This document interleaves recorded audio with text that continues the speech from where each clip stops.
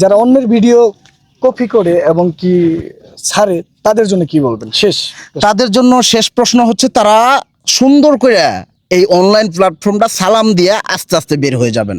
যদি আপনাদের ভিতরে কিছু না থাকে আপনাদের কোনো কন্টেন্ট ক্রিয়েট করার দরকার নেই। অন্যের ভিডিও চুরি করে কেন করবেন? একটা ভিডিও মেক করতে গেলে আমাদের অনেক পরিশ্রম করতে, প্রত্যেকটা ভাই আজকে এই জায়গায় কত পরিশ্রম করে এক এক ভাই ব্রাদার আসছে, একটু দেখাও আনিস, একটু দেখাও সব ভাই ব্রাদারকে, অনেক কষ্ট করে এখানে আসছে সবাই। তো তারা খুব কষ্ট করে ভিডিও বানায়, তাদের ভিডিওগুলো দয়া করে কেউ চুরি করবে না। যাদের ভিডিও চুরি করে এইভাবে ছাড়েন, দেখা যায় যারা ভিডিও বানাইছে তাদের 10,000 হয়েছে, আর যারা চুরি করে ছাড়ছে তাদের 1 লাখ হয়ে গেছে। এই বিষয়টা খুব কষ্ট লাগে সবার। দয়া করে এটা করবেন না, না পারলে এখান থেকে সালাম দিয়ে চলে যাবেন।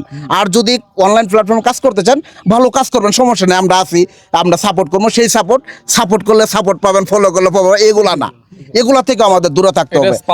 ভালো কাজ করবেন, হ্যাঁ এইটা তো আপনারা অনেকেই বোঝেন না।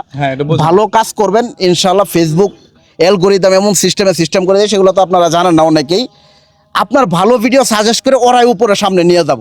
আপনার ভিডিও একজন যদি 3 মিনিটের ভিডিও 2 মিনিট দেখে, অ্যালগরিদম বসে আছে যে আপনাকে এই ভিডিও অন্যজনের সামনে দিয়ে দিবে। কিন্তু ভালো ভিডিও বানাবেন না, আপনার একজন দেখলে যদি দেখার সাথে ঠেলা মারে, ওই ভিডিও আর কোথাও দিবে না। এর জন্য ভালো কাজ করতে হবে। ভালো কাজ করলে আপনার ভিডিও অটোমেটিক ভাইরাল করে দেবে, এটাই ফাইনাল।